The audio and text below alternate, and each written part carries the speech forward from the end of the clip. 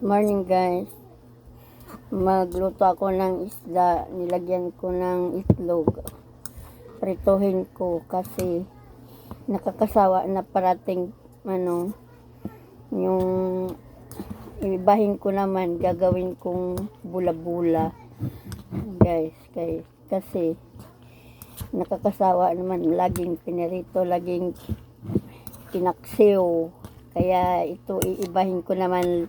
Nilagyan ko ng 2 itlog at saka ito tayubong pampakapit para ano siya.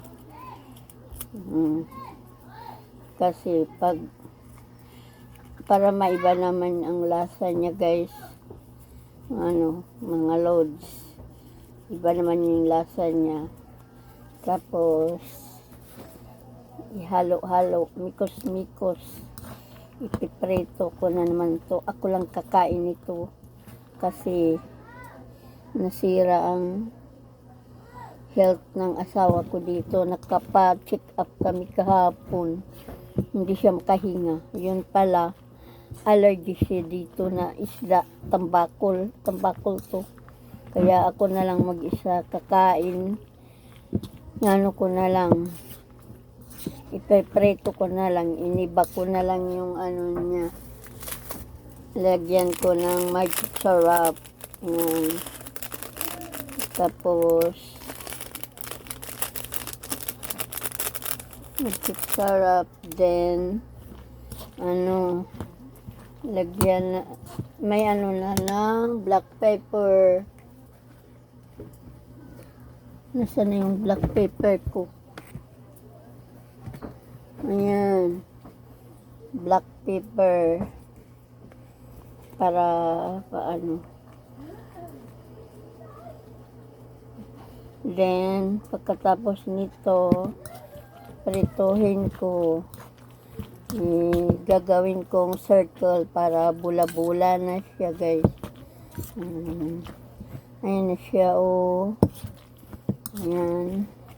Ay, hindi ko na to lalagyan ng asin kasi templado na naman siya. Kasi ano naman kasi to, paksiw. Hindi ko na to pakakainin yung nag-allergy nito. Ako, sawa ng Diyos, hindi naman ako nag-allergy nito. Ako na lang kakain. O diba guys?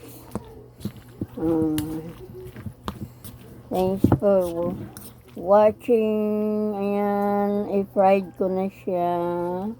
Bye. Ayan guys, yung hinalo ko kanina, pinirito ko na, ginawa kong circle. Yung pinaghalo ko na fish, tayubong, cornstarch kung sa Tagalog ay English, o nilagyan ko ng sibuyas, bombay, ahos, at saka itlog, 2 itlog. Ayan, prinito ko na guys. So ayan na po yung finished product, yung kanina na fried ko na po lahat. Yan lang, ganyan lang karami. Thanks, follow for more. Bye.